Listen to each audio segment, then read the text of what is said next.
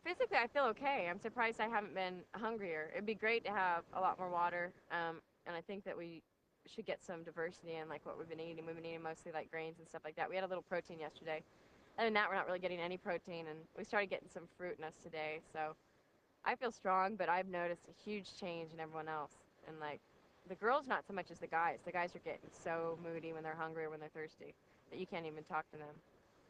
So I haven't felt that way yet. I can feel it might be around the corner. So we'll see. Hopefully I'll hang in there. I feel like my everyday normal self is someone that's pretty much in shape because I train, 5 to 6 days a week just for my own, what I do on my own. Coming into this, I put on a little bit of extra weight.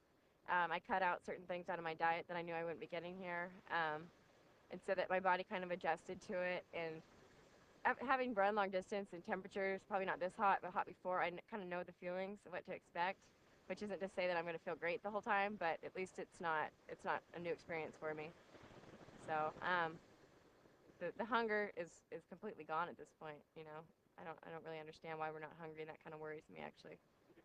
The very first day, and this is something that I've been trying to figure out myself. It's been like my ongoing battle. If I'm trying to figure out if I'm delusional, and just being, because I know I like to have control of things, and I like things to happen my way, and I'm trying to figure out if that's the problem, is that I'm just trying to have things done my way too much. But part of it is that our group is acting and doing things without thinking them out. We've moved our shelter like 3 times because of that.